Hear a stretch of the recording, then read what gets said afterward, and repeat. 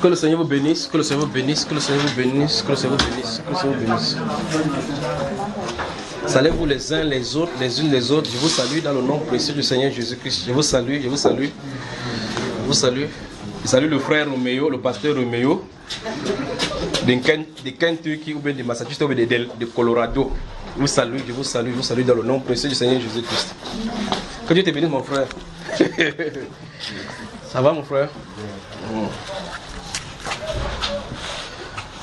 Alors, vous permettez qu'on travaille. Donc, vérifiez que le téléphone ne soit pas ouvert. Vérifiez que votre téléphone soit fermé pour que ça ne sonne pas quand on va commencer à travailler. Donc, on va travailler maintenant. Maintenant, nous commençons la série concernant l'église. Nous allons commencer la série concernant l'église. Si vous avez vos questions, épuisez-les maintenant, avant qu'on avance. Parce qu'on va avancer les questions, on va travailler dans ce domaine-ci, concernant l'église. Comme dans cette première partie, concernant le jeûne, nous avons vu. Comme dans cette première partie, nous avons vu. Quand vous mettez votre téléphone sur l'enregistrement, gardez à l'esprit que ce soit en mode vol pour que l'on n'appelle pas et ça coupe là. Oui, mon cher. Oui, frère. Frère, j'aimerais, si le Seigneur permet, et si toi aussi si c'est possible, j'aimerais qu'on puisse revenir sur la question que j'avais posée ici par rapport à la religion. Oui. Et j'avais posé tout en sachant que ce n'était pas ce que la Bible disait, c'est-à-dire les prescriptions qui étaient données n'étaient pas conformes à ce que les gens pratiquaient. Non, ça dépose la question directement. La question c'était de savoir de quel type de religion le Seigneur les apôtres parlaient. En parlant d'où? Dans quel passage par exemple? En passant dans le passage de 2 Timothée, là où dit que dans les gens seront irréligieux. Et dans Jacques, parce que la religion pure et sans test devant Dieu consiste en oui. Oui. Donc, il était question donc que tu nous dises de quel type de religion, qu'est-ce que la Bible entendait par là, avec toutes les pratiques que Jacques énumérait, disait. Quand il disait visiter les pauvres et regarder les pauvres, les deux dans leur affliction. Quand nous avons vu dans le cas des jeunes tout à l'heure là, tu as suivi ce que ça avait dit, non? Donc normalement tu devais suivre effectivement ce qu'il avait dit. Ça veut dire que c'est un style de vie. Quelle est la différence entre la religion donc et la foi en Christ Jésus? Et là je te pose la question. Je crois que ce serait mieux de poser ainsi. Tu es religieux ou bien tu as foi en Jésus? J'ai foi au Seigneur Jésus. Ça veut dire que tu as foi en Seigneur Jésus. Quelle est la différence entre toi et un religieux? La différence c'est que moi quand je prie, je crois à ce que ma prière est écoutée par le Seigneur et je m'attends à l'exaucement. Tu es dans le cœur des religieux aussi pour savoir s'ils ne croient pas ou ne croient pas. Non, en fait, pour être plus clair, je me force à marcher d'après les commandements du Seigneur. Tu te forces à marcher. Il dit que même lui, elle se bat. Parce que quand il commence à parler, il dit que nul n'est parfait. Il ne dit pas que je suis parfait. Pas vrai, frère? Quelle est la différence entre toi et ces religieux? Faites t'asseoir, frère. La question est comprise. Des questions?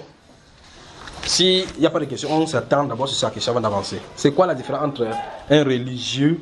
Parce qu'effectivement, l'apôtre Paul dit dans ces 2 Timothée 3 là-bas, il dit que, sachez dans les derniers jours, les gens seront fanfarons ainsi de suite, irréligieux. D'accord? Irréligieux. Donc, ça veut dire que l'irréligion sera caractéristique des derniers temps. Mais Jacques, le frère Jacques dit, la religion pure et sans tache devant notre Dieu, c'est l'islam. D'accord, frère? Des questions? Attends, c'est quoi? Comment tu fais toi? C'est l'islam. C'est l'islam, c'est la soumission à la volonté d'Allah. C'est pas ça, hein? C'est pas ça, frère. Comment vous me regardez comme ça? Et c'est même la religion qu'il agrée. Oui, mais c'est Allah qui a dit ça. Ok. Donc, quelle est la différence entre les religions? Allez, va dire ça donc dehors. Alors, quelle est la différence entre la religion et la foi en Christ Jésus? Si vous remplacez une fiche, on dit CV. Quand les gens font le CV, on dit religion. Vous dites 2 points, chrétien. Vous dites christianisme. Donc, le christianisme, c'est une religion, oui ou non? Le christianisme, bon, si on dit vous êtes dans quel... C'est un style de vie. C'est un style de vie. Style de vie, c'est-à-dire quoi? Oui, frère, tu voulais parler, Patrick? Je voulais juste essayer d'apporter une réponse très moi de la comprendre. Oui. Au niveau de la différence entre la religion et vivre selon la foi. Oui. Bon, si je prends je ne peux pas citer le verset exactement, Oui. mais il y a la partie où on dit être parfait comme notre Seigneur est parfait. Matthieu chapitre 5.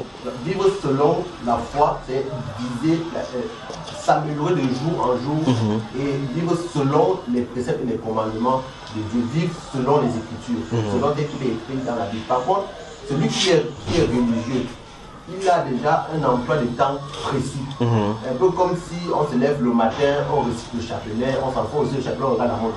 Il me faut faire 3 fois, Oui. j'ai fait 3 fois, c'est bon. Et puis faire 3 fois en 5 minutes, je ne vais pas me laver, je sors. Oui. Bon, la religion, on est dans un engrenage. Des rituels. Jours, ça devient un rituel. On s'en fout du fait que, bon, on peut croire du fait que ça va répondre à une question ou pas, ou à un problème posé ou pas, oui. mais on sait qu'on doit le faire. Je me lève le matin, un peu comme le journal se lève, ça devient un mécanisme. Ça devient un mécanisme. Attends, c'est un peu... Oui, frère Blaise. Pour ma part, je comprends un peu la différence entre un religieux et... Déjà, définis-les. Qu'est-ce que c'est qu'un religieux et qu'est-ce que c'est que l'autre là qui n'est pas religieux? Pour ma part, un religieux, c'est quelqu'un qui, par ses propres efforts, tente de chercher Dieu. Oui. Et quelqu'un qui a la foi, en Christ, c'est ça? Oui. C'est celui qui croit que c'est lui, c'est le Seigneur qui est venu. Voilà. Je pose la question autrement. Est-ce que les chrétiens sont des religieux? Non. Est-ce que les chrétiens ont une religion? Non plus. C'est donc quoi la religion? La religion, c'est un peu comme s'attacher aux traditions. Donc la religion a travaillé avec la tradition, les rituels établis, n'est-ce pas? Oui. Et la différence entre les chrétiens, donc, c'est quoi? Image d'après la présomption du Seigneur Jésus-Christ. Oui. Par l'esprit. Par l'esprit. Oui, frère. Je voulais lire un passage pour Avant de balancer ma ton. compréhension. Oui. Je suis dans Actes au chapitre 17, verset 22. Actes chapitre 17, verset 22. En parcourant votre ville, vous trouvez extrêmement quoi? Allons-y encore. Dis ça une fois. Debout au milieu de l'aréopage, dit: Homme athénien, Écoutez bien. je vous trouve à tous égards extrêmement religieux. Qui a écrit 2 Timothée où il a dit que les gens seront irréligieux? De l'apôtre Paul. Mais il dit que ceux-ci d'Athènes étaient comment? Extrêmement religieux. Donc ça veut dire que 2 Timothée là, ne les concerne. L'esprit de 2 Timothée ne les a pas tout touchés. Parce qu'on dit que les gens seront irréligieux. Mais ceux-ci étaient extrêmement quoi? Irréligieux. Religieux. C'est toi qui as la Bible, c'est toi qui as lu ça maintenant. Tu dis que c'est irréligieux. Religieux autant. Oui, donc, qu'est-ce que tu voulais dire? Attends, frère. Oui, tu as lu cela. Qu'est-ce que tu voulais dire? Ce que je voulais dire par rapport à la question que tu as posée, la différence entre un chrétien et un religieux, Oui. c'est que déjà dans la religion, Oui. il y a des catégories. Il y en a qui sont extrêmement religieux. Oui. Ici, là, on voit une ville qui est remplie d'idoles. Oui. Il y a tellement de divinités. Et ça c'est des personnes. Donc, même la religion, c'est niveau par niveau. Justement, il y a des degrés dans la religion. Parler de Satan, oui. Ça veut dire qu'il y en a qui, par leur style de vie, Oui. sont ancrés dans des traditions, dans des rites Extrême. qui sont extrêmes. Il y en a maintenant qui peuvent Suivre aussi comme ça. qui peuvent se séduire en quelque sorte d'être des chrétiens, pourtant ils sont là dans une cadence telle que ils se croient chrétiens, pourtant il est entré sur une religion. Une religion. Parce qu'il y a des rites. Or, pour le chrétien maintenant, je préfère dire pour celui qui aspire et qui est sur le chemin pour être chrétien, c'est Oui. quelqu'un qui se laisse, qui sent un appel de Dieu en lui, qui le pousse à voir en fait qu'il n'y a pas un rituel à suivre pour le Seigneur, mais plutôt se laisser conduire par le Par Seigneur. le Seigneur. Amen. Ce que celui-là disait, l'esprit. Oui, mon cher frère. Il y a aussi un passage, c'est Acte 8, 29-30. Oui. La rencontre de celui que tu viens. Oui. Donc, un religieux, c'est quelqu'un qui, en fait, il suit ce qui a été laissé par les dans ce qu'il trouve. Il fait sans poser des questions. Donc, il suit seulement les raisons de ses pères. Mais quand on amène des questions, il ne comprend pas. Il applique que. Il a plus de Donc, il ne peut pas changer. Donc, Oui, oui, mon cher. Oui. aussi Jacques 1, Verset 27. verset 27. Oui, lis-nous ça. La religion pure et sans tache Oui. devant Dieu notre Père Oui. consiste à visiter les orphelins et les veuves Oui. dans leur affliction et à se préserver des souris du monde. Oui. Quand tu regardes, quand tu lis là, quel est le groupe qui puisse, le groupe religieux sur la terre qui puisse remplir ces conditions? Parce qu'on a dit que c'est la religion pure, sans tâche. Ce n'est pas le monothéisme pire. Donc prendre l'islam. Il a dit que c'est consiste à visiter les veuves et les orphelins dans leur affliction. Deuxième condition, c'est préserver des souillures du monde. Mais ça, les musulmans le font, pas vrai? Comment tu dis encore, frère? Ils ne font pas ça. Dans l'hypocrisie. Tu les insultes, c'est dans l'hypocrisie. Comment tu dis dans l'hypocrisie? Dans l'hypocrisie. Bien, frère. Comment tu peux dire ceux qui sont là? Puisque on dit la religion pure et sans tache, on dit consiste. Donc si on veut mettre la religion vraiment en pratique, il faut visiter les veuves et les orphelins. Les musulmans font oui ou non? Ils se préservent des souillures du monde. Parce qu'ils lavent même les parties qui tuent. Chaque 5 fois, ils lavent partout. Ta bouche qui fait du mal, ils lavent ça. Il lave ses yeux parce qu'il a entendu les mauvaises choses. Il lave tout ça, pas vrai, frère? Alors il ne se conserve pas de souillures du monde. Non, mais la différence c'est que c'est-à-dire la foi chrétienne est basée sur Christ. Par contre, la leur est basée sur... Donc au-delà de ces versets, il y a Christ d'abord qui est impliqué. C'est là qu'il faut qu'on parle. Et conduit par l'esprit. Conduit par l'esprit, on rejoint là-bas. Vous voyez effectivement que vous tous en avez donné les définitions. Donc en résumé, on peut comprendre la religion comme l'institution humaine pour retrouver Dieu. Comment dit le frère? C'est-à-dire que lorsque vous avez établi vos moyens pour retrouver Dieu, sans faire ce que lui il a dit, vous êtes dans la religion. Et on peut remarquer donc cela dans le langage. Frère, le Seigneur Jésus-Christ veut que nous gênons et prions. Toi, tu fais partie de quelle église? Voilà les expressions de la religion. Parce qu'il a de suivre. Tu as de parler, toi, tu as de parler de qui? Lui, il a de parler de qui? Voilà. Parce que dès que tu vas dire que je suis de la radio 7e, je dis, oh, c'est vous qui pensez que. Parce que les religions sont des courants de pensée distillés par Satan pour embrouiller la vie de Christ. En réalité, la première religion qu'il a créée, c'est qui? Qui a créé la première religion, c'est qui? C'est Caïn. Comment vous regardez comme ça? C'est pas lui qui a créé la première religion. Hein? Il a fait l'offrande de sa révélation. Il dit que la première personne qui allait faire les offrandes, c'est qui, frère? C'est Caïn. Vous avez vu quelque part, c'était écrit dans un pamphlet qu'on devait donner les offrandes à Dieu. Dieu mange les fruits. Hein, frère? Non. Oh. Donc la première personne qui a fondé l'église avec les offrandes de prospérité dans l'église, c'est qui? Caïn. Donc le docteur de prospérité n'allait pas chercher ça loin. N'allez pas chercher ça loin. Alors la religion pure, sans tâche devant Dieu notre Père, consiste à visiter les orphelins et les veuves dans leurs afflictions et à s'abstenir des souillures du monde. Maintenant, si vous restez sur la phrase, la deuxième partie de la phrase, s'abstenir des souillures du monde. Quand tu vas t'abstenir des souillures du monde, comment donc? C'est les convoitises qui font la guerre à l'âme, à l'intérieur. Tu vois comment tu vas t'abstenir? Vous voyez qu'il y a une autre étape dont la Bible dit, n'est-ce pas? C'est qu'il faut qu'on soit délivré du péché. Et là, aucune religion ne peut faire ce problème-ci. Aucune religion sur la terre, aucun principe humain ne peut annihiler le péché, l'aiguillon du péché dans la vie humaine. Parce que le salaire du péché, c'est la mort. Donc, la seule possibilité d'aller dans l'église où il n'y a pas de péché, c'est de mourir. Si tu meurs, le péché te laisse, tu peux maintenant te regrouper dans l'église des morts. La religion pure et sans tache devant Dieu notre Père, c'est là où vous allez prendre maintenant cette thème. Pourquoi l'apôtre Paul dit que les gens seront irréligieux? Ça se trouve que les choses sacrées seront bafouées. Vous allez partout, le monde met les croix sur les juifs et ainsi de suite, irréligieux. Maintenant, quand ces gens-ci d'Athènes, comme il a lu dans Actes chapitre 17, quand ils sont extrêmement religieux, ça suppose que quoi? Ils comprennent effectivement qu'il faut adorer un être. Et ils adorent des êtres. C'est la religion là-bas. Vous voyez cela? Il a cherché les inscriptions, il a trouvé même un Dieu inconnu. Il dit, ce que vous annoncez, révérez, sans connaître, c'est ce que j'annonce. Vous voyez cela? Donc, l'apôtre Paul, l'évangile, la révélation de Dieu n'étant pas venue là-bas, les gens ont reçu leur propre révélation. Si vous allez au chapitre 19, à partir du verset 17, où vous voyez effectivement comment l'apôtre Paul va avoir des problèmes là-bas, comment toute la vie sera bouleversée à cause de qui? Diane.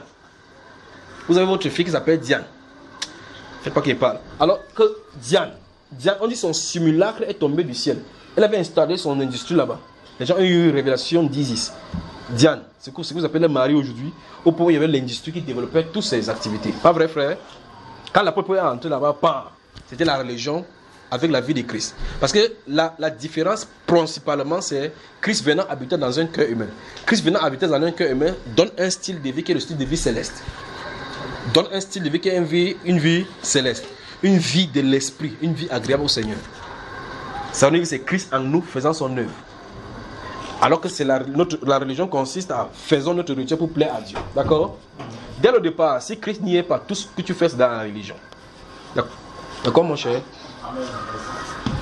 On peut avancer. Si vous avez des questions, posez-les. Oui. Une préoccupation. Vous entendez là-bas? Le principal. J'ai une préoccupation. Oui. Parce que là, ça crée de la confusion. Je veux un éclairci par rapport à ça. C'est dans Genèse. Oui. Parle fort pour que ceux qui sont là pour s'entendre. Genèse 4. Genèse chapitre 4. Ouais.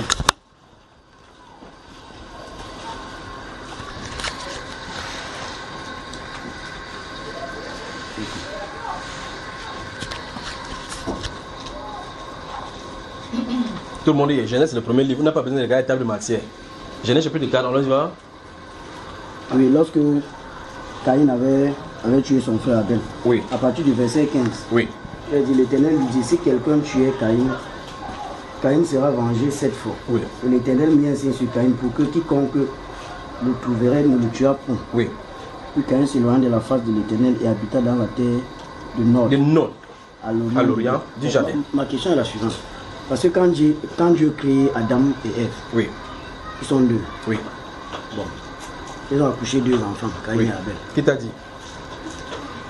Qui t'a dit qu'ils sont deux? Bon, du moins selon la Bible. Non, c'est pas selon la Bible. C'est parce que tu as regardé la Bible sans bien regarder. Bon, Parce que la question que tu as d'aller maintenant, c'est que qui va le tuer là-bas? selon ma compréhension. C'est pas ça. Selon ma compréhension. Ah, ah. C'est pourquoi je veux que tu m'expliques. Voilà. Voilà. Donc, ils sont, du moins, ils sont deux selon ma compréhension. Oui. Quand Dieu dit, si quelqu'un voit Caïn, Sur le tuer. bon, là C'est la maintenant, il vraie s'agit de quelle personne, Voilà, étant donc, donné ils sont- qu'il y a, il n'y a que 2 personnes. Étant donné qu'il n'y aurait que. Oui, qu'il n'y aurait que. Parce que si tu dis qu'il n'y a que, je ne peux plus parler. Oui, oui. Il n'y aurait que Il n'y deux. aurait que deux Voilà. personnes. Comme c'est une conditionnelle, c'est pour ça qu'il faut regarder maintenant pour que la conditionnelle devienne maintenant ce qui est clair. Pas vrai? Voilà. Donc, je veux savoir. Si vous lisez dans la Genèse, vous allez trouver cette ambiguïté-ci. Mais c'est une ambiguïté qui semble claire lorsque vous comprenez ce qu'il en est. L'histoire de la Genèse, c'est une histoire compacte depuis la création. Quand il dit compact, ça suppose que quand on raconte une histoire, on peut raconter l'histoire de près de 200 ans en 2 versets. D'accord, frère? C'est-à-dire qu'on peut raconter l'histoire. Alors, chapitre 2. Chapitre 2 de Genèse.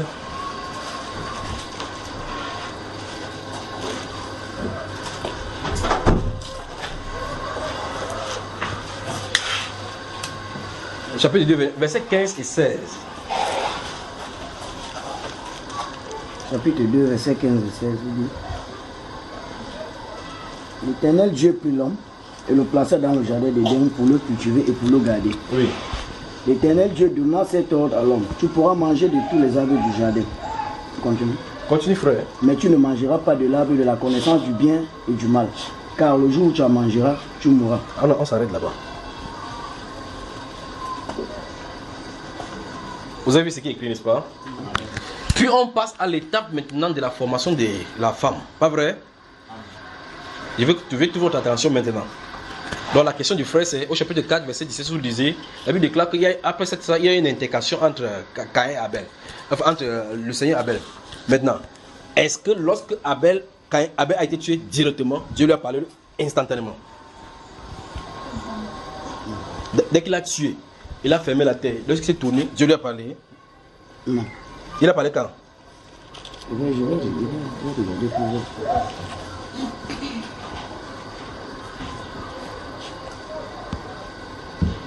Bon, du moins, comme les versets se suivent, on a l'impression que c'est...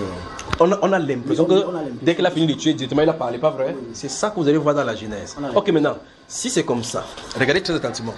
Dès que Dieu dit, donna cet ordre à l'homme, au verset 16, tu ne mangeras pas de le jour où tu en mangeras, tu mourras.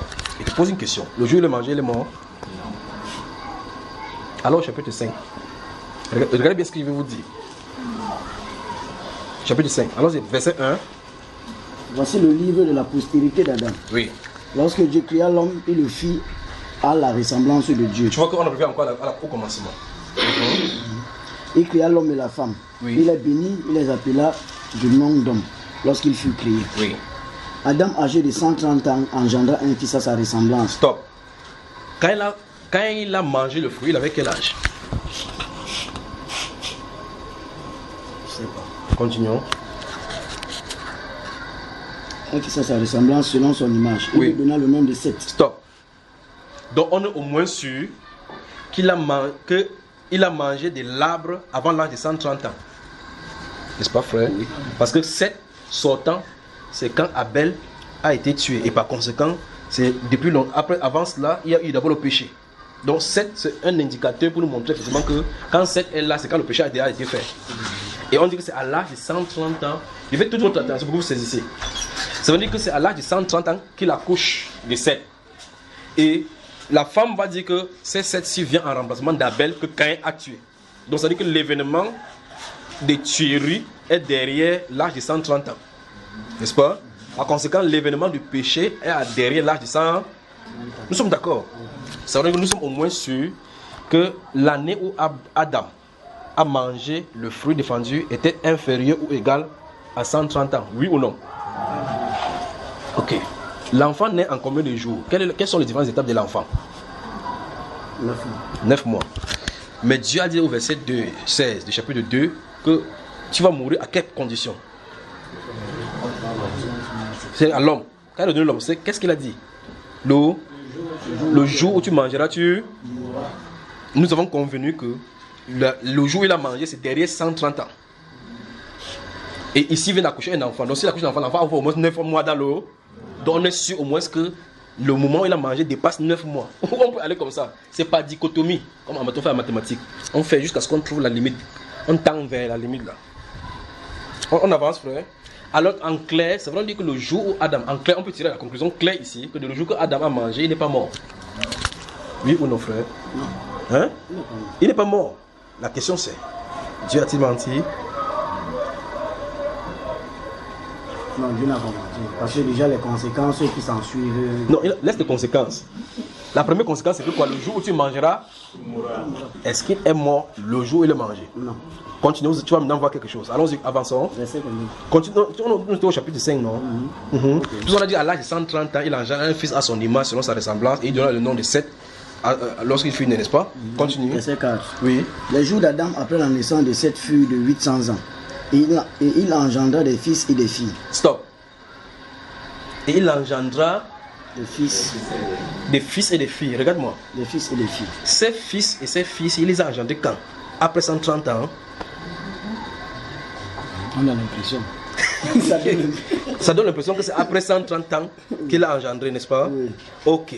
Maintenant, regarde-moi encore. Donc, ça veut dire que s'il avait mangé le fruit à l'âge de 50 ans, il a attendu presque 110 ans ou bien 120 ans encore avant d'accoucher un enfant. N'est-ce pas, frère? Donc, entre-temps, ils étaient toujours deux. Avec un Caïn qui s'est baladé là-bas avec les fantômes. Parce que quelqu'un pourrait le tuer. Et qu'il n'y a pas d'autre humain. Et la Bible déclare au verset 20, du chapitre 3, le verset 20, le chapitre 3, que Ève fut la mère de tous ceux qui se sont sur la terre comme étant hommes. Donc, s'il y a quelqu'un là-bas qui se trouve là-bas qui peut tuer Caïn, il sort du ventre d'Ève. C'est ce que Dieu dit, c'est ce que la Bible déclare. Parce qu'il n'y avait pas d'homme sur la terre pour l'aider à cultiver. Il n'y en a pas. N'est-ce pas, frère? Alors, je pose la question. Ici, on dit que il avait quel âge? Adam avait tous les jours d'Adam, fils Colomé. Allons jusqu'à sa mort maintenant. Tous les jours qu'Adam vécut furent de 930 ans. 930 ans. Puis il mourut. Encore 930 ans, plus Maintenant, la Bible parle en langage prophétique qu'un jour est devant Dieu comme 1000 ans. Et 1000 ans sont comme. Effectivement, tu vois effectivement que Adam est mort avant 1000 ans. Donc, dans le langage de Dieu, il est mort avant 1000 ans. Qu'est-ce que tu en dis maintenant? Bien plus encore, on revient. Chapitre 1. En fait, vous n'avez pas me tourner qu'il ne parle pas. Au moins, je vais introduire cette notion-là aujourd'hui. Chapitre 1 de Genèse. Chapitre 1. Au commencement. Non. Dès que vous avez, vous donner le verset. Verset 26 et 27. Allons-y.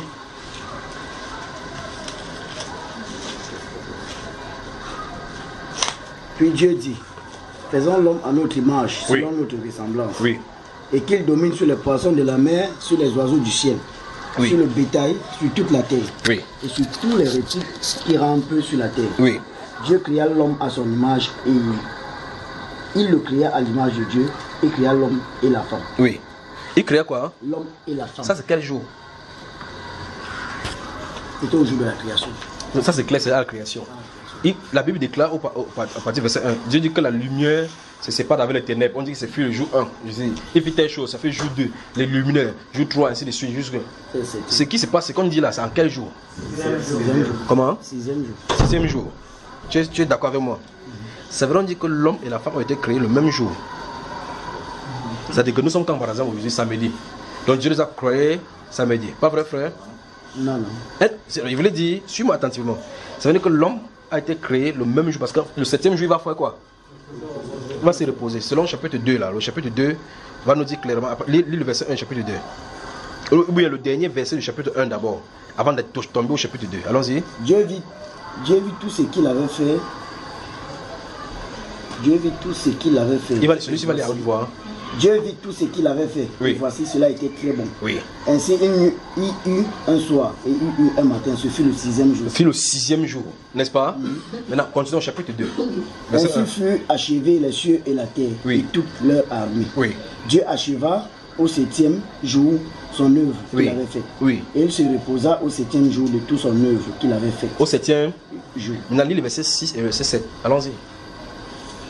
Non, le verset 6 et verset 7 ne va nulle part. Au chapitre 2.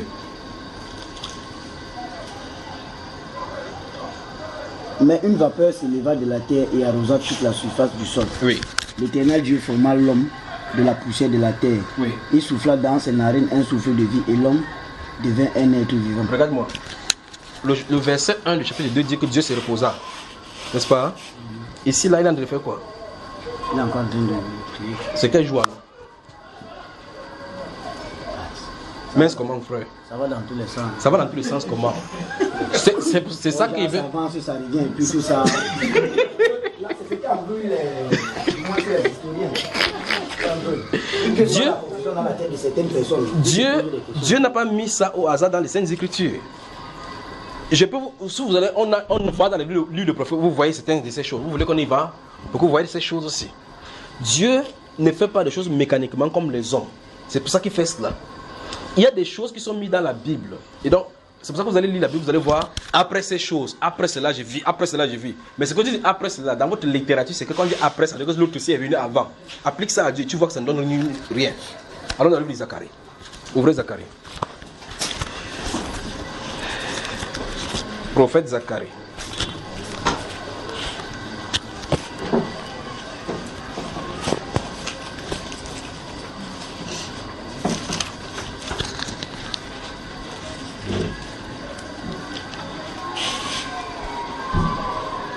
On y va. Zacharie, le chapitre 10, je vais lire quelque chose, mais je vais vous montrer. Suivez attentivement maintenant. Gardez-vous à l'esprit que la Bible n'embrouille pas, d'accord? Mais que ça embrouille quand même bien. Gardez-vous ça à l'esprit. Zacharie, le chapitre 10.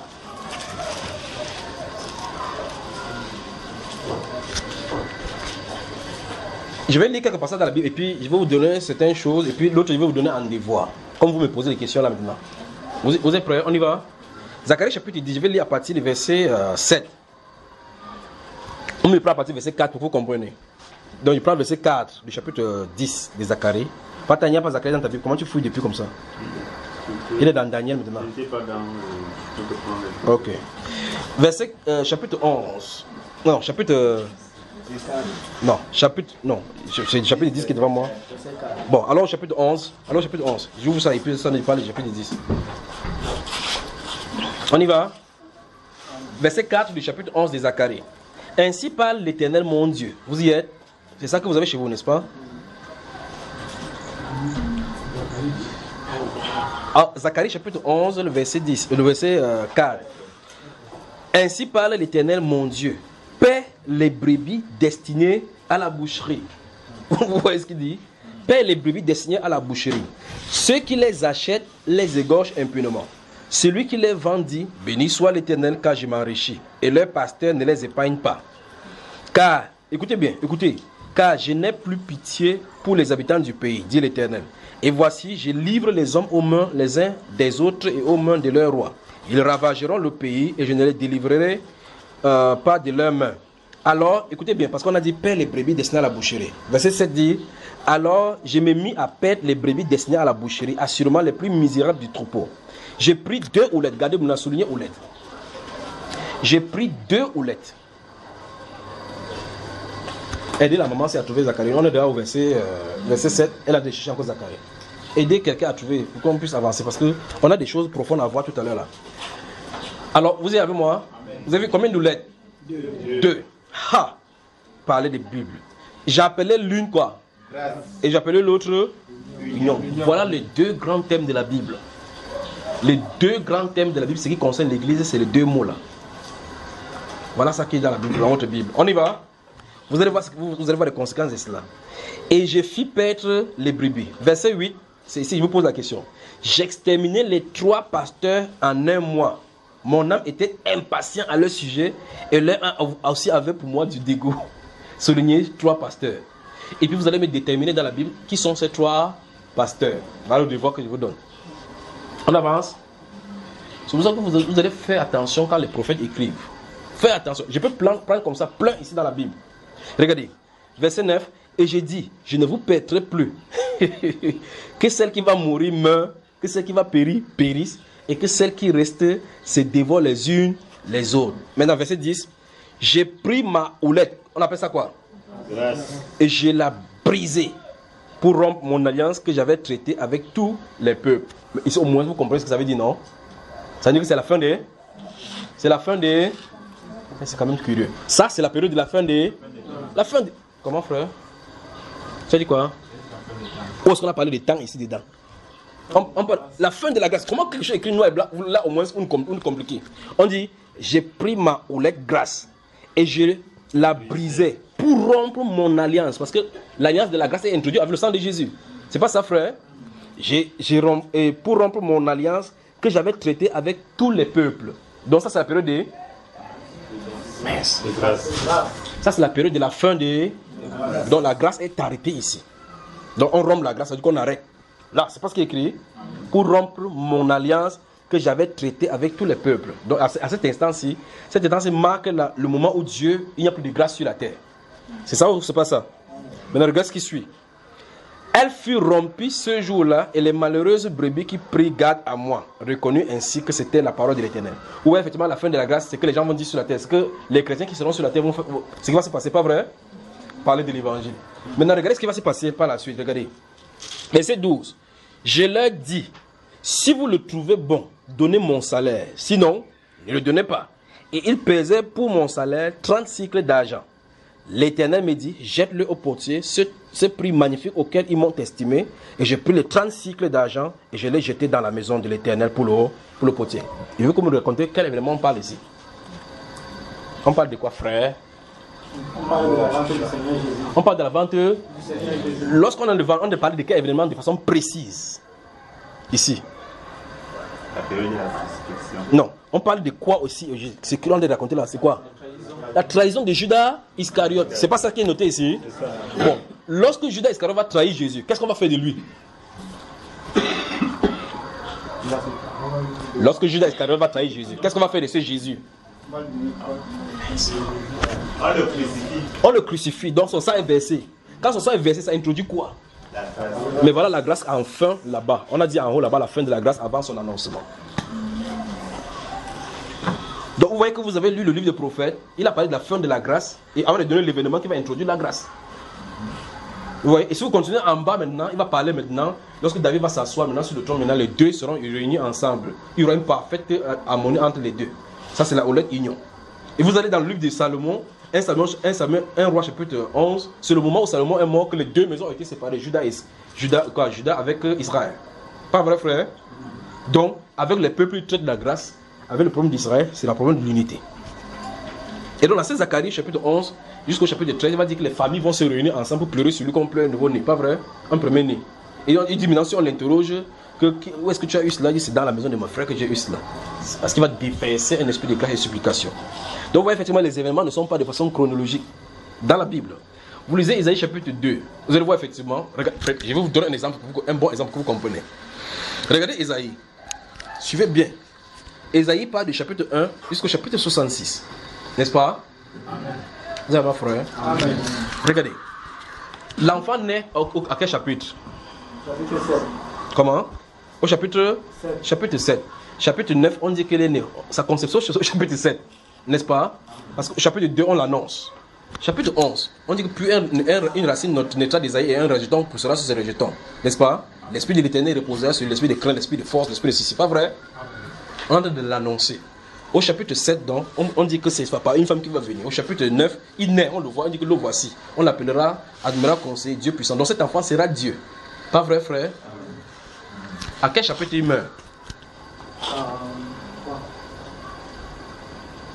À quel chapitre le Seigneur meurt? La Bible d'Ésaïe. Ésaïe a prêché de Jésus depuis sa naissance jusqu'à sa mort en son règne millénaire. Pas vrai? Je crois que vous me perdez le temps. Donc revenons dans ce livre. Je voulais dire beaucoup de choses. Vous me regardez comme ça là. Alors dans le livre de Genèse, donc, ce sont ces choses qui sont mises dans la Bible.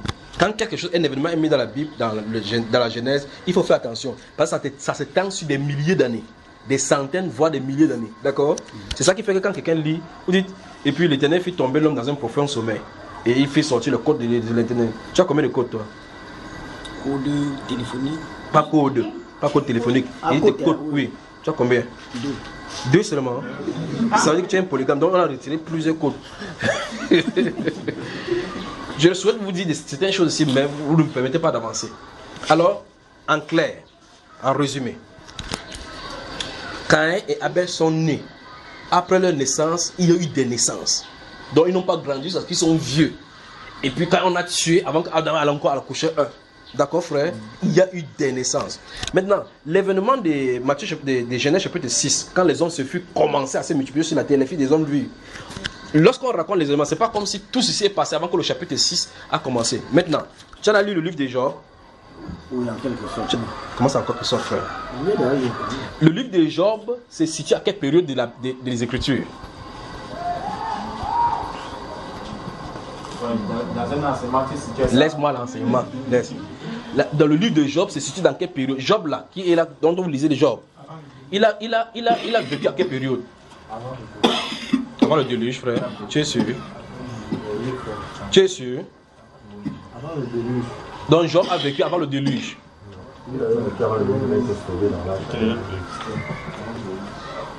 Donc Job a vécu avant le déluge. Donc Job a vécu avant Noé, c'est ça? Oui. Comment tu dis encore? Tu veux un moment. Il a vécu avant Noé, oui ou non? Oui, il a vécu avant Noé. Tu savais ça, frère?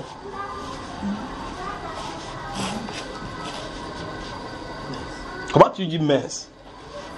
Ils ont dit que Job, quand vous lisez Job dans la Bible, il a vécu avant Noé. Vous ne savez pas? Tu as vu les événements des fils de Dieu qui se présentaient là pour adorer? Le Job là, qui lui avait dit qu'il faut offrir des sacrifices pour pouvoir donner pour l'expiation. Alors qu'il a vécu dans une période où il n'y a pas de loi. Il n'y a pas, c'est pas écrit, où Moïse n'était pas encore venu avec ces lois là qu'on fait comme ça pour l'expiation. Comment il savait? Ok. Maintenant, la prochaine chose maintenant, c'est que tu as vu les événements de tous ceux qui étaient sur la terre en ce moment, parce qu'on le situe avant le déluge. N'est-ce pas? Et on dit que durant ces moments-là, ils vivaient dans la justice. De telle enseigne que les gens sortaient, ses amis sont sortis de loin pour venir le pleurer, pas vrai? Et il a dit clairement comment tous les gens, tu as vu tout ce qui est écrit là-bas avec Eliphaz, tout ce qu'ils disent partout. Donc tu vois la population qui était à ce moment-là. Alors ça veut dire que l'événement du chapitre 6 de Genèse raconte des choses qui ont eu lieu depuis le commencement. On a déjà allé, c'est pas dans Genèse chapitre 1, à un moment donné, donc on a commencé à dire les fils de Dieu vivent que les filles de l'homme. Ça veut dire qu'on a raconté depuis ce qui s'est passé lorsque les gens, sans qu'on commence à se mélanger. Donc quand Adam et Ève ont accouché, leurs enfants avec les enfants de Caïn ont commencé à accoucher. Parce que la première chose, c'est que Caïn a pris sa demi-sœur. C'est la première fois d'abord. Donc, c'est ce que Genèse chapitre 6 a dit de raconter. D'accord? Dans la Genèse chapitre 6, on n'a pas dit de raconter un événement qui est disjoint depuis le chapitre 2. D'accord? Donc, depuis le chapitre 3, quand le péché est entré, après maintenant l'humanité a commencé à le mélange. Et quand ce mélange a mélangé au fur et à mesure, les gens se multiplient sur la terre, il s'est mélangé. C'est pas qu'il y avait des autres hommes que Dieu a créés de l'autre côté, ou bien les extraterrestres qui habitaient là-bas, que les gens sont allés là-bas pour le tuer. Non. D'accord? Ce sont des événements qui s'étendent sur beaucoup d'années. D'accord, frère? Amen. Des questions? Oui. Une fois de plus encore, c'est une question toujours qu'on avait laissée en suspens. Oui. C'était dans Thessaloniciens chapitre 5 où il était question de savoir comment était l'esprit. Quand l'apôtre Paul dit n'éteignez pas l'esprit. Oui. Là-bas, j'avais posé la question de savoir comment donc était l'esprit. Puisque je discutais avec un chrétien, un frère. Il faisait comprendre qu'on pouvait perdre son salut et il s'appuyait sur ce passage-là en disant que le chrétien partit en enfer et il est prêt avec. Bon, tu es dans les enseignements sur Bamba Iba encore. Autre question? Il perd son salut. S'il veut perdre son salut, il perd. On te pose une question ici, on avance. Quelle est la question là, Bruno? Je laisse l'autre question. Non, je dis pour lui. Tu lui dis qu'il va se bomber, il va écouter, d'accord? Oui. S'il a peur de perdre son salut, il garde ça précisément. Oui.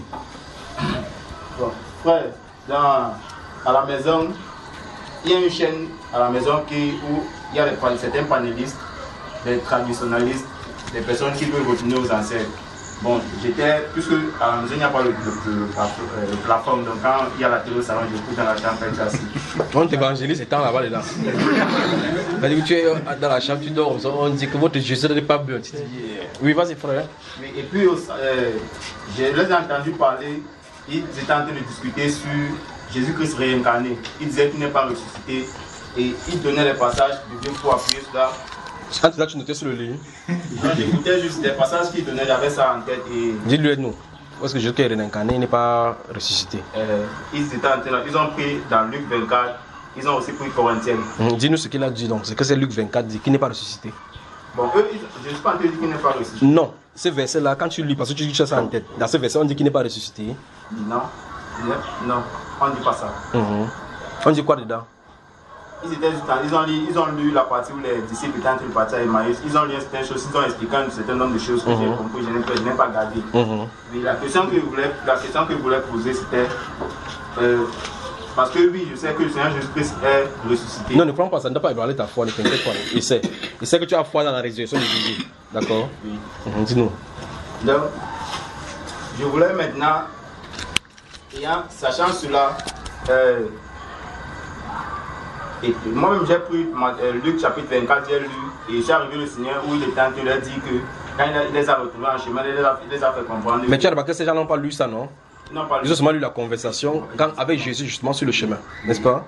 Là où ils ont continué jusqu'à dire qu'il ne fallait-il pas que le Christ souffrait et qu'il entre dans sa gloire. Ils n'ont pas lu ça. Oui. Quel est le problème maintenant, frère? Donc, maintenant, moi, quand je suis arrivé là et découvert ça, une question me suis même montée à l'esprit. Oui. Je me suis posé la question, bon, le Seigneur Jésus-Christ, il dit que les prophètes ont parlé de sa résurrection. Oui. Bon, et là, je me suis à cœur comme si même monté le verset de David, là où l'apôtre Pierre, pour le passage, lui disait que tu ne permettras pas que ton noyau, ton bien-aimé voit la corruption. Oui. Là, je me suis rendu compte que le prophète David a parlé de la résurrection du Seigneur Jésus-Christ. Oui. Maintenant, dans plus éclaircissement, j'aimerais que tu puisses encore me donner un autre prophète qui a parlé de la résurrection du Seigneur Jésus-Christ dans l'Ancien Testament. Ok. Bon, au moins l'autre là t'éclairci déjà, non? Oui. Non, ça veut dire que ça va. Parce que là où le prophète David en a parlé, c'est suffisant. Si un prophète parle, tu vas douter d'un prophète? Non. Jonas a fait combien de jours dans le ventre de personnes là? Ça fait là, je t'ai encore donné, non? Oui, merci. Alors, ouais, il fallait lui parler de Jonas pour qu'il comprenne que c'est un autre encore là-bas.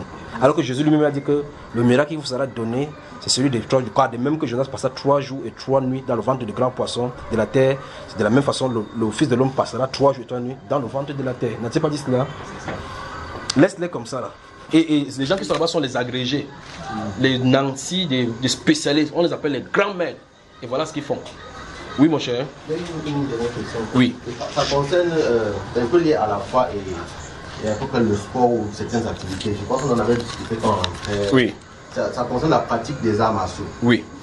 Bon, moi j'ai pratiqué les arts martiaux, à un moment donné j'ai arrêté. Parce qu'on atteignait déjà un certain niveau, bon, des explications, un certain niveau où la pratique allait déjà à un certain niveau, j'ai dû arrêter. Parce que j'ai compris, bon, avant j'ai compris que ça devient différent de la lutte que je connais, du coup j'ai arrêté. Maintenant, la question que je me suis posée, c'était pour quelqu'un maintenant qui est par exemple dans l'armée ou dans la police, où la pratique maintenant de l'art martial est obligatoire. Parce que ce sont les arts de techniques de combat. Ce sont des techniques de combat. Parce qu'en fait, quand on pratique, celui qui a un bas niveau, il sait que oui, je me défends. Je fais ci, je fais ça, je me défends. Mais à un certain niveau dans les arts martiaux, le mouvement même lui-même qui est synchrone n'a plus. Ce n'est pas simple. Ce n'est plus seulement lié au fait que je vais me défendre. C'est lié à la manipulation des énergies. Et tout. Je suis vu un des enseignements, tu parlais des Sangoku et tout le reste et tout. Ou quand on voit par exemple Naruto, les enfants voient les chakras. Mais effectivement, quand on pratique les arts martiaux, celui quand on. Il y a par exemple, moi je pratiquais l'aïkido. C'est japonais, c'est pratiquement comme. La mer. Oui, c'est lié. C'est là où j'ai arrêté parce qu'à un moment donné, parce qu'elle n'a essentiellement, il y a beaucoup de cérémoniales dans l'aïkido. Oui. Beaucoup trop même. À un moment donné, il y avait des questions, on était sur le tatami ou le jour, on discutait. Maintenant, la tenue même déjà de quelqu'un qui pratique l'aïkido. C'est un problème. Vous allez voir que c'est différent de tous les autres qui pratiquent karaté, judo et tout le reste. Maintenant, il y a une sorte de jupe noire qu'on porte qui est le hakama. Oui. Le hakama a des plis sur la jambe gauche et sur la jambe droite et à l'arrière. Et chacun des plis est compté. Ces plis maintenant, quand on remonte dans l'histoire maintenant et tout le reste, ça remonte jusqu'à un moment où on parle de la déesse Astarte ou quelque chose comme ça. Donc ça monte jusqu'à Astarte. C'est ce jour-là que j'ai arrêté de parler. Donc Marie, le frère dit que... Attends, j'arrive avec les questions. Attends, il explique bien ton histoire. Le frère faisait... Après un jour, il a dit qu'avant de commencer le sport, ils sont assis sur le truc, avec les pieds croisés, là, comme ils s'accroisent. On lui dit que je vais t'expliquer l'histoire de notre origine. On a monté, il dit que l'empereur tel a fait comme ça, l'empereur tel, on monte. Que l'empereur ici a sorti l'épée, on a coupé tel, la déesse tel. Après, il a entendu Astarte. Que quoi? Que Astarte, même ici, pointe quelqu'un, dit c'est celle dont tout le monde entier révère. Ouais, ça veut dire que vous esquivez le catholique. Vous dites que non, je ne suis pas catholique. Mais frère, entre temps, tu avais fait l'église catholique, c'est ça? Non, moi je vais l'église évangélique. Pourquoi tu ne partais pas chez les catholiques? Bon, d'abord, le fait de faire la prière à Marie. Laisse bon. Non, non, c'est bon, on va prendre pour Marie. Donc, ouais, que le frère savait regarder les catholiques comme ça, il dit non. Prier Marie, quoi. C'est Jésus qu'il faut prier. Il dit non, qu'est-ce qu'il fait? Il dit que c'est. Papa, t'as été dans quelle église là? Église évangélique. Il parle que c'est l'évangile qu'on parle ici là. Il prie. Quand ils sont venus, il va porter maintenant la jupe de qui? Astarte. Donc la personne qu'il a fui dans l'église catholique, il l'a retrouvé où? Dans le karaté. C'est terrible. Vous riez comme ça, c'est terrible. Lorsque vous lisez la Bible, dans ce livre, j'arrive les frères, dans ce livre des Actes des Apôtres, chapitre 19, et vous voyez comment on dit, Démétrios qui dit que le fait que la statue d'Astarte est menacée comme ça, on l'appelle là-bas Diane. La Diane, d'accord? C'est Askera, Astarte, Isis. C'est elle qui prend tous ces noms-là. Aïssatou. Quand vous entendez le mot Aïssatou, c'est elle dont on parle. J'ai lu ça dans les documents aussi. Ah, tu as lu ça dans les documents. Donc quand vous entendez Aïssatou, l'Égyptologie, quand vous entendez Aïssatou, c'est Astarte. Donc c'est les questions. Quand vous avez le monsieur qui chante Aïcha, épouse-moi, c'est d'elle qu'il en est de parler. Oh Aïcha, baisse-moi. C'est d'elle qu'on en est de parler. Cette mission-ci est inspirée par ces choses-là. Vous voyez le chrétien conduit, on va dire Aïcha. Tu fuis Marie, c'est Aïcha que tu dois chanter là-bas. Dans la musique, elle est adorée. Dans l'art martial, elle est adorée. Donc on fait Marie qui tape bien, vous comprenez. On avance, frère. Alors, c'est vrai, on dit que. Parce qu'on va revenir sur ta question entre le sang et le jeûne. Parce que tu as touché le cadre militaire et autres. Là-bas, on va regarder ce qu'il en est. Il faut qu'on réponde clairement à ce que la Bible en dit, d'accord? Déjà, il va te poser la question là où tu as chuté. Tu dis que le jour qu'on a expliqué que quoi avant que tu es sorti là-bas? Bon, là, on a commencé à parler, à donner plus d'explications. Parce qu'au départ. Qui donnait cette explication? Le maître, le sensei, celui qui enseigne. Quand il donnait comme ça pour vanter l'art, pour dire effectivement la source, mais il ne savait pas qu'il te donnait des informations précieuses. Bon, en quelque sorte. Parce que tu faisais d'abord les recherches tout autour de la religion. Oui. Et quand tu as rencontré la même personne qu'on appelle Marie, tu as déposé le kimono. Raconte ton histoire. Bon, en fait, la première question, je voulais savoir comment est-ce que cela se passe. Donc, le militaire, lui, comment est-ce qu'il va vivre? Laisse le militaire, toi tu es militaire, frère. Non. Parle d'abord, pourquoi tu es sorti? Pourquoi? Il y a plein de choses que j'ai. Bon, en même temps, j'ai fait des recherches et tout. Oui. Quand je lis, il y a des choses que je ne comprends pas, j'essaie de voir jusqu'où est-ce que cela, jusqu'à quelle portée cela peut aller. Oui. Parce que Et qu'est-ce que tu as découvert? Parce que nous sommes parlé comme ça pour que ceux qui sont dans ces arts-là, il y a des parents qui, au courant des vacances comme ça, inscrivent les enfants dans le karaté. C'est devenu comme quelque chose qu'on dit que mon enfant fait le karaté. Vous allez dans les écoles, même dans les écoles maintenant, il y a le club karaté, le club musique, le club danse, le club boxe. Tu fuis un, tu rencontres l'autre. Peut-être même le grand frère qui boxe là-bas, vous allez voir un jour que c'est Astarte qui a porté la jupe et fait comme ça. Donc partout c'est minier. Il faut que les parents sachent de quoi il est question. Quand j'ai arrêté ça, oui. On a dit non. Si la philosophie va déjà un peu plus loin et toutes ces choses, j'ai commencé à me rappeler. Le frère Achille, il est où? Vous voyez que celui-ci a bien, il a besoin de la délivrance pour le frère Achille, non? Effectivement, quand je. Comme il n'est pas arrivé à raconter son histoire ici tout à l'heure, tu vois, Quand tu vas voir. pratiquer vraiment les armes, il y a des périodes. Je ne sais pas où Papa So se trouve. Papa So est où? Où sont tous les gens qui ont fait les armes martiaux là? Il y a des périodes. Attends, frère, ne parle pas encore. Il faut qu'on cherche Papa So. Soit. Et il mettait, Papa So, si tu vois Papa So, tu demandes, il mettait la main dans la glace comme ça là. Il reste comme ça. Comme dans le congélateur, il met comme ça, il ne sent pas. Après, il ne sent pas le froid. Il met ses pieds. Il met les ciments comme ça, il tape ça dans la petite coudon. Si tu fais des règles, il tête là comme ça, tu peux confirmer. Il tête ça comme ça casse. Tout ça, quel est le but que ça recherche? Pour montrer qu'on peut faire réveiller le Dieu qui est en l'homme. N'est-ce pas, frère? Et le faire agir. Ça fait partie des discussions qui ont fait en sorte que j'arrête les armes martiaux. Parce qu'à un moment donné, on parlait d'ouverture des portes, des chakras. Et moi, je connais la portée que ça peut avoir sur les répercussions sur la vie spirituelle. Même pas que ça peut avoir, que ça. Bon, dès cet instant-là, je ne faisais plus, il y avait des exercices de concentration. Donc, comme on dit, les exercices de concentration qu'on faisait, donc, pendant que les autres faisaient, moi j'étais juste fait. Tu dis, c'est un jeu qui protège, moi, c'est un peu le sport. En fait, je ne me concentrais plus comme avant. Oui, tu dis que maître, fais attention, il ne peut pas me lâcher faire, il ne peut pas me laisser faire. Oui. Parce qu'au début, vraiment, quand on faisait et que j'étais en plein dans l'exercice, tu pouvais vraiment, quand tu le fais réellement et que tu es vraiment en plein, tu peux sentir comment l'énergie, tu peux sentir l'énergie qui t'enveloppe, donc tout le corps chauffe. L'énergie se dégage tout autour de la. Et c'est ça qu'on peut prendre. Envoyer sur quelqu'un, de taper sans le toucher. Effectivement, quand on évolue dans la pratique des arts martiaux, ses tissus, n'est-ce pas? Quand on évolue dans la pratique des arts martiaux, la lutte, j'ai pas besoin de te toucher. En fait, même l'aïkido d'abord, ça enseigne la souplesse. Oui. La principale philosophie, c'est je n'ai pas besoin de bagarrer avec toi. C'est la manipulation des énergies. Je veux d'abord te dissuader qu'on peut pas aller jusqu'à la bagarre. Oui. Donc j'ai toutes les techniques de te contourner possible, de te tordre le bras pour te dissuader que n'allons pas jusqu'à la bagarre. Parce que tu vas le tuer. Tu vas le tuer. Je te brise les bras, la nuque en petits morceaux, jusqu'à ce que tu comprennes qu'il faut qu'on s'arrête. À un moment donné, ça devient donc la pratique est tout autour des mouvements. Oui. Et tous ces mouvements-là, c'est de la cinétique. En termes dans la physique ou les mathématiques, on revient à l'énergie cinétique. Le champ magnétique, on construit le champ magnétique tout autour de toi. Donc, toi qui viens avec ton coup de poing, je me déplace tous, je n'ai pas besoin de. Comme le karatéka qui fait. En réalité, même la pratique de l'aïkido, quelqu'un qui a fait karaté, quand il arrive sur un dojo d'aïkido, en 2 jours, s'il n'est pas résistant, il va fuir. Même s'il a fait ceinture dans karaté, il va fuir parce que il y a des déplacements. Ce sont des bases. Donc, il y a d'abord la chute. Mais c'est ce qu'on appelle là-bas énergie, parce qu'ici on travaille avec l'énergie. Ce qu'ils appellent énergie, c'est quoi en réalité? Les esprits. Je ne peux pas pousser les gestes. Bon, quelqu'un se classe derrière ces murs ici.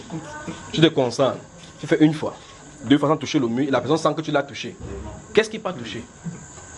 Eux, ils appellent ça quoi? Les nerfs. Mais c'est quoi en réalité? Moi, je pense que c'est. En réalité, c'est un esprit peut-être qui va se déplacer pour aller faire. Tu veux le cajoler, frère? Ok, si il me concentre, il fait. En regardant avec la concentration, j'éteins cette ampoule parce que c'est ce qu'on enseigne. Que tu peux déplacer les objets même avec la concentration. Quand tu te concentres et que ces garçons-là, son stylo qui est là-bas se déplace, qu'est-ce qui déplace vraiment le stylo? On parle du pouvoir de la pensée, mais est-ce que c'est la pensée elle-même qui déplace? C'est pour cela qu'il y a un branche, si vous lisez le document, j'arrive avec ta question, d'accord frère? Merci. Si vous lisez le livre de Elena Blavatsky, parlant du retour de Christ, et du Isis Unveiled. Le titre c'est là en anglais. Je sais pas que c'est 1600, quelque chose de 1600 pages. Si vous lisez dans ce livre-là, c'est en anglais. Je sais pas si vous pouvez trouver la version française, la Isis Unveiled. Si vous trouvez, vous tapez sur Isis. En français, ça veut dire la révélation d'Isis. Qui est Isis? Quand vous lisez là-bas, vous allez savoir comment cette femme-ci, depuis le temps de Jérémie, que vous lisez dans Jérémie chapitre 7 là, qui a bouleversé tout le peuple juif, fait emprisonner Jérémie comme ça. Vous allez voir ce qu'elle a fait tout autour de la religion. Et plus encore, vous allez voir ce qu'elle est en train de vouloir faire dans l'humanité. La religion de New Age est totalement contrôlée par Isis. Lorsque vous regardez les Chinois, vous regardez les choses, vous avez l'impression que vous dites c'est le dragon, le symbole c'est le dragon, mais en réalité c'est le pouvoir de ce démon-là qui est dedans. Vous me suivez, frère? Dans Actes chapitre 19, quand je t'ai cité là tout à l'heure, on dit que c'est elle que toute l'Asie et le monde entier révèrent. Elle, c'est elle qui question de toutes les modifications qui a eu lieu. L'Asie dont on a parlé en Asie ou à Éphèse, où ils sont en train de le faire, où il y a cette intégration, c'est ce que vous appelez la Turquie aujourd'hui. Mais vous pensez que la Turquie est arabe, pas vrai? C'est le Dieu, la même déesse là qui a desservi l'islam là-bas. La même déesse. Vous regardez dans... C'est pas le temps de parler de l'islam là encore. Mais ce qui veut vous dire, c'est que cette Isis là est entrée de part et d'autre partout. Paris même a été fait à partir d'elle. Parce qu'on dit Paris, Paris, ça veut dire qu'on jurait par Isis. C'est ce qu'on a dit que Paris. Comment frère? Par Isis. La maison d'Isis. Donc quand quelqu'un m'en veut à Paris, il dit qu'il part chez qui? Isis. C'est terrible. Terrible. C'est pour ça que vous allez voir les mêmes stèles qui se trouvent en Égypte. La pyramide d'Égypte se trouve la tour Eiffel de Paris. Allez au niveau de la tour Eiffel, vous allez voir les monuments d'Égypte, même auprès de l'Assemblée nationale. Terrible. Même chose aux États-Unis. Même chose au Vatican. Donc c'est eux qui contrôlent le Vatican. Les États-Unis, et Paris et tous les autres là-bas. La Bible déclare celle que tout le monde entier révère. Donc tu vas chanter une musique comme ça. Aïcha, Aïcha, épouse-moi. C'est qui est derrière? C'est Isis. Astarte. Alors voilà, là on se retrouve. Donc Isis est dans le karaté. Donc si il y a quelqu'un qui rate le culte mardi, dimanche chez les catholiques qui ne s'en fait pas, qui va faire le karaté lundi, il va faire la même communion. Pas vrai? On va au-delà de cela. Maintenant, notez Jeux olympiques. Jeux olympiques. Puisqu'il a déposé la question sur là.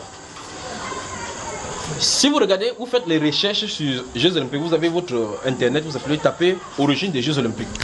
Vous allez remarquer qu'à l'origine, les Jeux olympiques, ce que vous appelez Jeux aujourd'hui, d'accord, où on met les 5, c'est pour dire c'est les 5 continents. Faites seulement les recherches. Dans les enseignements, plusieurs fois j'ai posé cette question-ci. Les divinités telles que Astarte, Isis, Tammuz, tout cela, Memumza, Moloch, tout cela.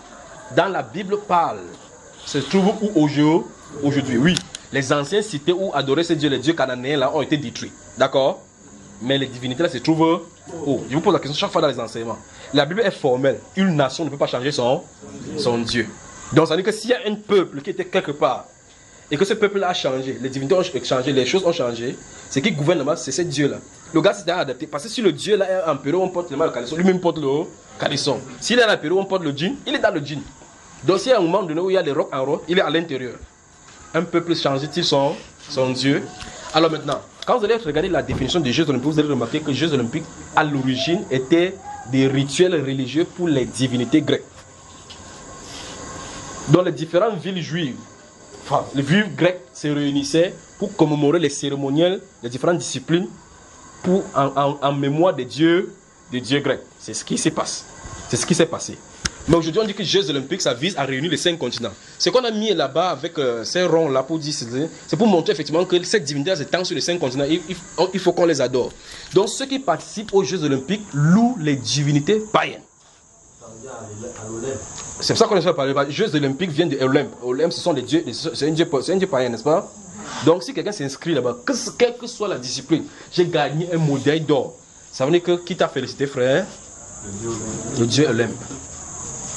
Donc quand tu vas prier que Seigneur Jésus, fais que quand on va courir les 100 mètres là, que je gagne, afin de t'honorer, afin de continuer au honor qui, frère? Le dieu Olympe. Voilà les Jeux olympiques. Donc quand vous entendez que votre pays a gagné beaucoup de médailles, vous gardez chez vous. Ça veut dire que beaucoup de divinités païennes sont entrées chez vous. Jeux olympiques. Panthéon, ça veut dire quoi le Panthéon? Vous entendez parler de Panthéon? Oui. Ça veut dire quoi? Musée des divinités. C'est là-bas en France où on passe les bancs de donner la nationalité. Donc pour faire la nationalité, quand vous venez, on vous amène dans ce que c'est dans ce site historique-ci qu'on va vous donner la nationalité française. Donc en témoignage des dieux que vous êtes maintenant français, ils mettent leur onction sur ta nationalité. Voilà là où on en est. Pour ceux qui sont en France, regardez le stade Saint-Denis.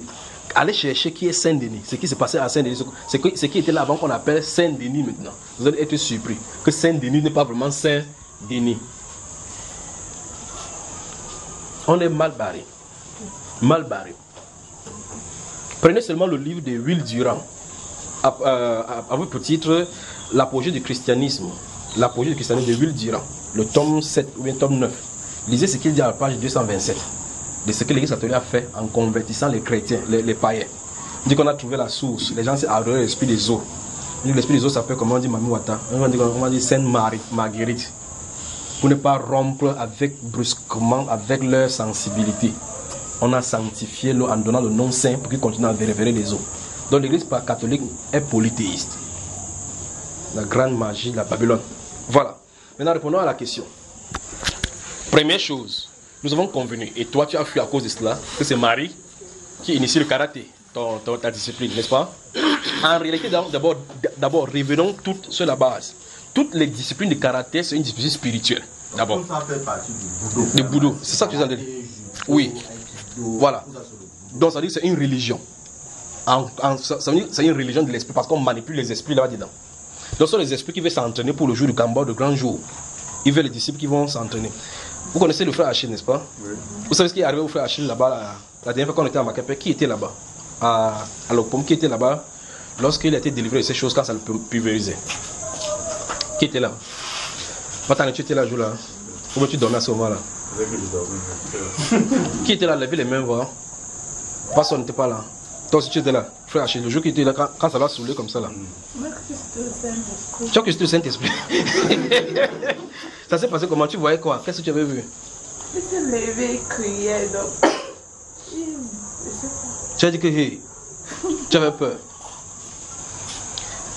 Remarquez, il fallait qu'il soit ici pour vous raconter ça. Remarquez ce qui s'est passé ce jour-là. Pendant que ce soir-là c'était chargé, et puis le Saint-Esprit dit, va vers lui. Il dit, lève-toi, lève-toi. Il tend la main. Il tape sur ses mains. Quand il tapait, quelque chose a été déposé en lui. Quand vous voyez dans ce film-là, oh, you get, on fait, wow, wow. Les choses qui partent comme ça, là, ce sont ces choses, ce sont des esprits. D'accord? Ça part dans cette direction. C'est quoi, tu joues à ça? Hein? Les jeux de rôle, où on vous fait choisir un personnage. Sachez que quand vous choisissez un personnage, vous venez d'agréer spirituellement. C'est une alliance. Les jeux de rôle. Quand on dit que tu choisis l'âme qui va faire mal, tu dis oui, je choisis l'âme si je vais tuer les gens. Tu craques, ça va supposer que tu as choisi le mal en toi. C'est pour ça que vous voyez, les jeux ont évolué de tel enseigne qu'à un moment donné, on met le casque. Vous vivez ça comme si vous vivez vraiment. Au point où vous faites l'accident, c'est comme si vous avez fait l'accident. Pour ceux qui font la navigation, peut-être d'autres sont en hélicoptère, d'autres c'est avec les. Ils entrent dans les champs, jusqu'à ce que on ne voit personne. Vous voyez seulement sur l'écran que la personne fait ça pour tirer. On tire, c'est comme tu le sens. C'est le jeu de rôle. C'est-à-dire que les esprits entrent en contact avec ton esprit. À un moment donné, vous êtes connecté au point où tu vis la chose réellement. Maintenant, ceux qui font ces jeux de rôle vont automatiquement vivre ces jeux de rôle dans leur esprit. C'est-à-dire dans le sommeil, ils vont être dans ce royaume-là. Parce que les gens qui ont installé ça, le but c'est de robotiser les gens et rendre les gens méchants, les uns contre les autres. Alors toutes ces choses-là, les jeux vidéo ou là-bas, ce sont des jeux de l'esprit. Ce sont les jeux de l'esprit. Ces choses, c'est le mouvement de karaté dans les siècles passés. Si vous connaissez l'histoire des samouraïs, si vous racontez l'histoire des samouraïs, vous allez voir son origine, comment ça a commencé. Maintenant, on commence à parler comme une samouraï, comme une discipline, comme un groupe. Pourtant, ce sont des meurtriers dès le départ.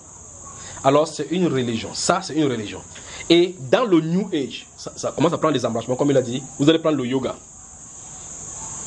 L'un des principaux buts, je crois qu'il va falloir qu'on fasse des enseignements sur les religions orientales là-bas. Je vais mettre ça là-bas parce que la Bible déclare dans Ésaïe chapitre 8, verset 19, qu'ils sont pleins de l'Orient. Qu'on est plein de l'Orient. Tandis que la religion orientale a infesté beaucoup de religions sur la terre. Ils sont pleins de l'Orient. Je vais mettre là, vous allez voir ce qu'il en est. Alors, les gouvernements, particulièrement indiens et chinois, sont en train d'envahir la terre doucement, on ne sait pas ce qui se passe. Ils viennent dans des pays du tiers-monde. Citez-moi un pays sous-développé où il y a beaucoup plus de pauvreté plus que l'Inde. Il faut que me citez. Vous pouvez voir un pays sur la terre qui a plus de pauvres que l'Inde. Alors, ils amènent leur soutien dans le pays, comme le Cameroun par exemple. Ils viennent, ils construisent les orphelinats. Ils nous aiment toujours, pas vrai frère? Allez à Calcutta voir ce qu'il en est là-bas. Vous voyez? Ils disent que ceux qui sont sous les ponts là-bas à Calcutta, s'ils sont comme ça, c'est que c'est la loi du karma. Il ne faut pas les aider parce qu'il faut qu'ils aient plus le temps. Si quand ils vont faire ça, ils vont mourir. Mais en même temps, ils laissent les pauvres pour venir ici pour aider les pauvres. Ils ouvrent les universités. L'institution est bonne. Ici, ils partenariat avec le gouvernement. L'argent qu'ils dépensent là, ils cherchent les âmes. Parce que les maîtres qui vont venir vont commencer à introduire les enseignements du Moyen-Orient à l'intérieur. Il y aura les techniques de relaxation, les techniques de yoga, écoutez bien le mot, de respiration contrôlée, les techniques de yoga. Les techniques de yoga maintenant, ça va maintenant, on construit les hôpitaux. Quand on construit les hôpitaux, quand vous venez à la maternité, on va dire qu'il y a une technique de contrôler votre respiration. Pour que quand vous allez accoucher, qu'il n'y ait pas trop de douleur. On dit, femme, avec le gros, arrêtez votre bas en bas, on dit, descendez, on dit, remontez, remontez. Après, on dit, comment vous vous sentez, il me semble bien, donc il faut bien accoucher. On vient de vous initier au satanisme. Vous allez voir prendre tous les romans maintenant, même au restaurant, on dit que pour manger, faire le yoga. Il y a un style de prière de yoga, ainsi de suite, dans tous les domaines. Donc tous les domaines sont touchés. Si vous n'avez pas la révélation de la Bible pour savoir ce que c'est, vous allez dire non, ce n'est juste qu'un sport comme tant d'autres. Quand je fais comme ça là, en poussant dans l'univers, où est le problème? Or, en faisant ça, pendant que tu fais ça, tu as d'ouvrir ton esprit au champ de... Quand on dit que tu peux te connecter avec l'univers, frère, il y a quoi dans l'univers? Donc les gars cherchent comment ils vont en résider. Et ils cherchent maintenant qui va ouvrir les portes. Tu dis que viens à moi. Par ici aussi, viens à moi. Allez faire le karaté, on va vous délivrer seulement. Vous voyez? Maintenant, le frère pose la question, si quelqu'un est de l'armée et qu'il fait le karaté, parce qu'il y a les différentes techniques là-bas de combat, où vous êtes obligé d'apprendre cela, parce que quand vous allez en guerre, vous pouvez aller au niveau de corps à corps. Tu fais caca, ton arme finit, tu es obligé d'aller d'abord avec les pieds pour désarmer celui qui est là-bas. Il est d'abord quoi? Il est dans quel corps, frère? Il est censé faire quoi? Donc même s'il ne fait pas le karaté, il fait quoi, frère? Des questions?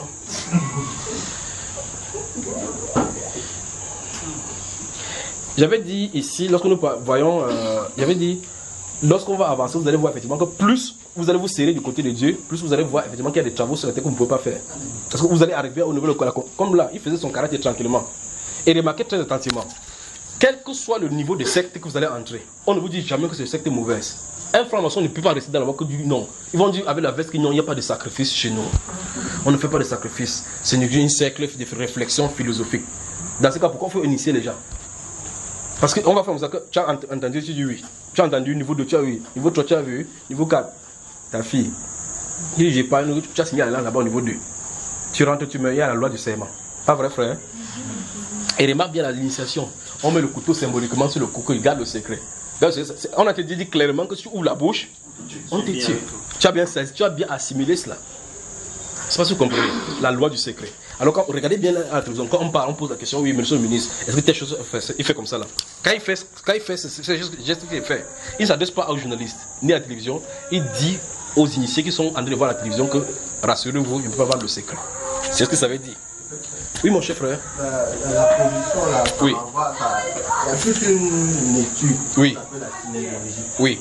La synégologie, pour cette position, si n'est-ce pas? Bon, toutes les postures, parce que quelqu'un parle ou qu'il ne parle pas, oui. Le corps répond. Le corps répond. En fonction de la question qu'on lui pose. Voilà. Donc, au début, quand je me pose la question, tu es hérité d'observer les gestes de corps qu'il fait. C'est la réflexion. Tant qu'il n'est pas nettoyé par ça, il va aussi l'obliger de faire. Il va dire que non. Quand celui-ci a fait comme ça, on est parlé, ça suppose qu'il va faire comme ça. Oui, frère. En fait, ça permet d'anticiper, on utilise ça souvent dans les négociations. Oui. Ça permet de dans les débats. Dans les débats où de pousser l'autre à bout pour qu'il le rebelle. Oui. Il peut ne pas dire oui ou non, mais sa posture montre qui il est, montre ce qu'il dit. Que oui, on a touché le bon point et maintenant on peut forcer pour qu'il en frappant là-bas. En frappant là-bas, en insistant sur le fait. Tu vois les débats télévisés, surtout même lors des séances, lors des présidentielles. C'est ce qui arrive, n'est-ce pas? C'est ça que c'est sur cette fibre-là que les journalistes qui connaissent où l'adversaire joue pour pouvoir déstabiliser l'autre en plein débat. Donc pendant que vous allez prêcher les valeurs à quelqu'un, suivez maintenant vos gestes. Arrêtez la Bible entre les mains quand vous bloquez la Bible sur vous. Que je suis fixe en Jésus, je suis fixe en Jésus, je suis fixe en Jésus. C'est fini, oui, frère. Dans les discussions ou même lors d'une embauche, dans certains cabinets de recrutement utilisent ces techniques-là. Si tu mens, il y a une posture. Si on te pose une question, tu ne peux pas répondre. Le corps seul va se mettre en réserve. Donc, c'est un peu fait de fermer la main. Je me réserve, je ne parle pas. Et tu le fais comme ça sans s'en rendre compte. Et ainsi de suite. Il y a le fait d'éthique, le fait de.